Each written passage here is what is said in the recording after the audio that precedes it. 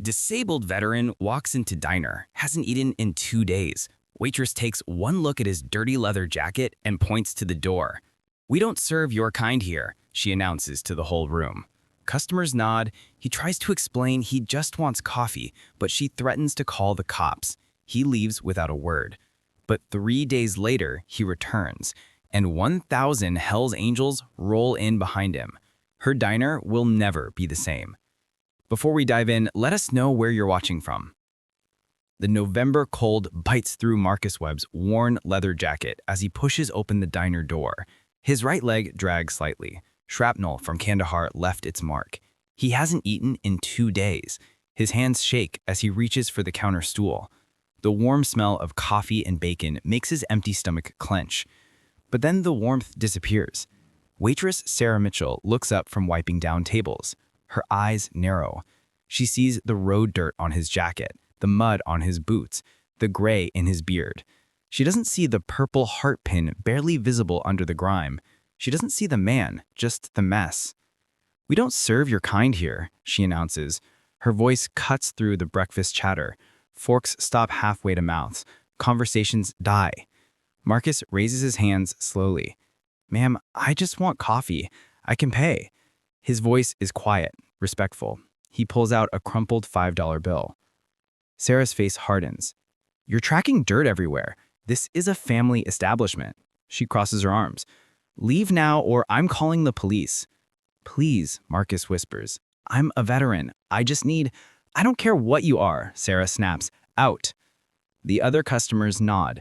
An older man in a business suit mutters, "Good for her." A mother pulls her child closer as if Marcus might be dangerous. No one meets his eyes. No one speaks up. Marcus stands there for a moment. His hand trembles as he touches the pin on his jacket, the only thing he has left from his service. He thinks of his unit. He thinks of the brothers who didn't make it home. Then he turns and walks out, his limp more pronounced now. The door closes behind him with a soft click. Outside, the cold wraps around him like a fist. Sarah watches through the window as he limps across the parking lot. She feels a flicker of something, doubt maybe, but pushes it away. She turns back to her customers. "Some people have no standards," she says. They laugh. Someone tips her extra. But someone else was watching too. Across the street, a man sits on a Harley Davidson. Tank Morrison has been a Hell Angel for 20 years. He watched the whole thing through the diner window. His jaw tightens. His hands grip the handlebars until his knuckles turned white. Tank knows that limp. He's seen it before, on his own brother, who came back from Iraq in a flag-draped coffin. He recognizes the way Marcus held himself, the quiet dignity in the face of cruelty. Tank's leather vest bears patches from a dozen rides for veterans, a dozen fundraisers for the fallen. He pulls out his phone. The call connects. "Brothers," Tank says, his voice rough with emotion, "we've got a situation." He describes what he just witnessed. On the other end, silence. Then a voice responds, "How many do we need?" Tank looks at the diner, at Sarah laughing inside, at Marcus disappearing down the street. Tank says, "All of them. Every single one." The Brotherhood was coming. The call goes out like wildfire through the chapters. New York to California, Texas to Montana.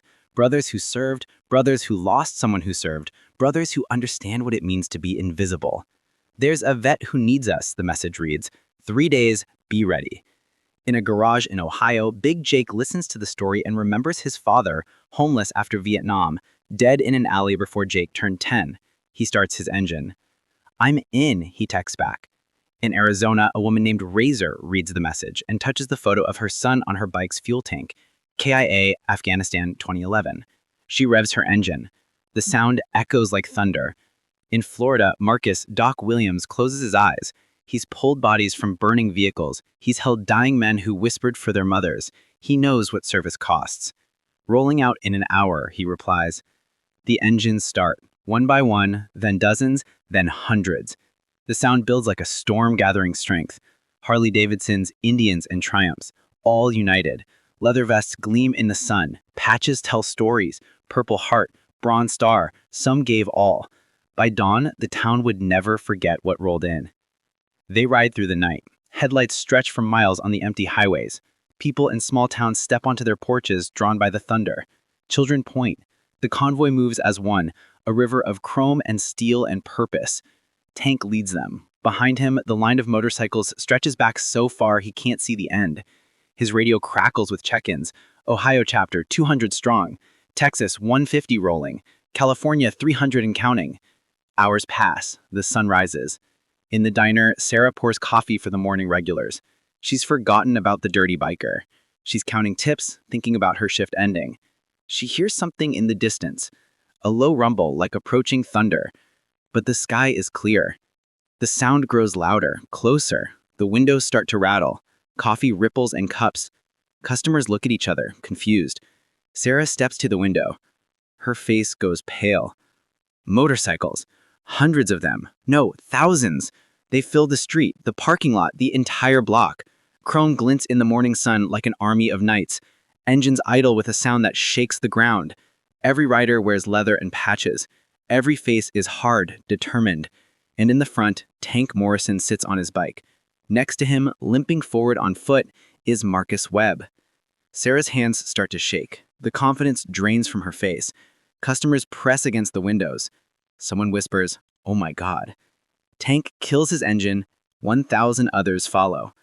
The silence is deafening. Tank steps off his bike and walks to the diner door. His boots echo on the pavement. He pushes the door open.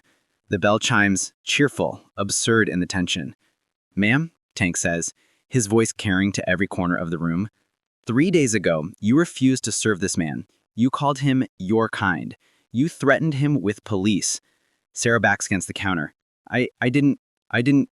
You didn't look," Tank says. "You didn't see him. None of you did." He turns to the customers who shrink in their seats. "Every one of you watched. Every one of you agreed. Not one of you stood up." The shame in the room is thick enough to choke on. Tank turns back to Sarah. "We're not here for apologies. We're not here for revenge." He steps aside. "We're here for him." Marcus stands in the doorway, uncertain. His eyes are wet. He doesn't understand what's happening. Tank puts a hand on his shoulder, firm, brotherly. "Come on, brother," Tank says gently. "Breakfast is on us." But the brotherhood wasn't done. Bikers start filing into the diner. They fill every seat, every booth, every inch of space. More line up outside.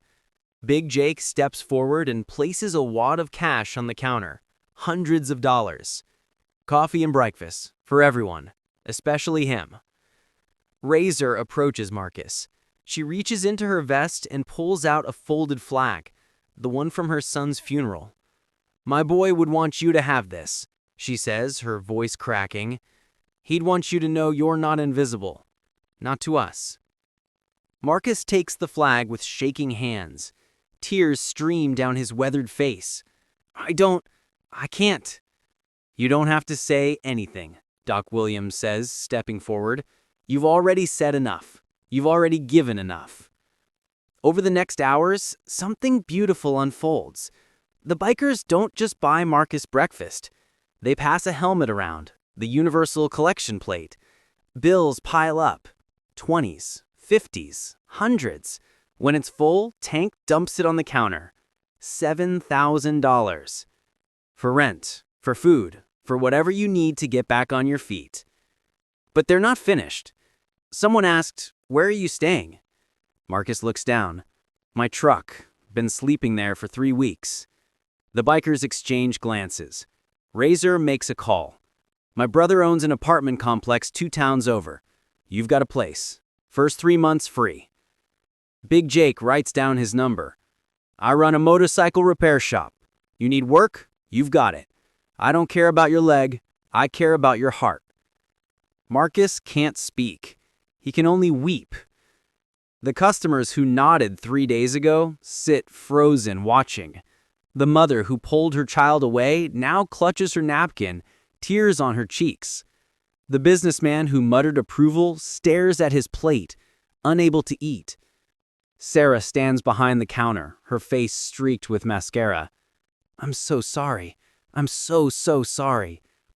Tank looks at her. His expression softens, not forgiveness, but understanding. "Make it right," Not with words, with actions. See people. Really see them. The bikers begin to leave. They file out one by one, each stopping to shake Marcus's hand or pat his shoulder. Thank you for your service. Welcome home, brother. You're never alone again. They mount their bikes in formation. Tank is the last to go. He hands Marcus a leather vest, Hell's Angels patches already sewn on. You're one of us now. You need anything, you call. Marcus holds the vest like it's made of gold. The engines roar to life. 1,000 motorcycles start as one. The sound is like thunder, like an earthquake, like the voice of God. They ride past in formation. Each rider salutes Marcus as they pass, a sea of raised hands, a wave of respect. The engines fade into the distance. The diner is quiet again. As the last engine faded, something remained. Marcus stands in the parking lot, surrounded by silence. But he's not empty anymore. The vest hangs on his shoulders. The flag is pressed to his chest. In his pocket, $7,000 and a phone number for a job. In his heart, something he thought he'd lost forever. Hope. He turns and looks at the diner. Sarah watches from the window, her hand pressed to the glass. He nods once. Not forgiveness exactly, but acknowledgement. We all make mistakes. What matters is what we do next. Marcus limps to his truck, but the limp doesn't seem as heavy now. He's not invisible anymore. He's not alone. He has brothers. He has a brotherhood. And in a world that often forgets its heroes, 1,000 motorcycles just reminded everyone what respect really means. The lesson spreads through that town like ripples on water. People talk about it for years. Children hear the story from their parents. They're told, see everyone, really see them. You never know who you're turning away. Because kindness isn't about grand gestures. It's about seeing the human in front of you. It's about standing up when others sit down. It's about being the voice when others stay silent. And sometimes it's about 1,000 motorcycles rolling into town to say, this man matters. This veteran matters. Every person matters. Marcus drives away that day with more than money or a job. He drives away with his dignity restored, his humanity recognized, his service honored, and he never feels invisible again. If this story moved you, share it with someone who needs hope. Subscribe for more stories that restore faith in humanity. Because in a world that can be cruel, sometimes all it takes is a brotherhood willing to stand up and say, not here, not today, not ever.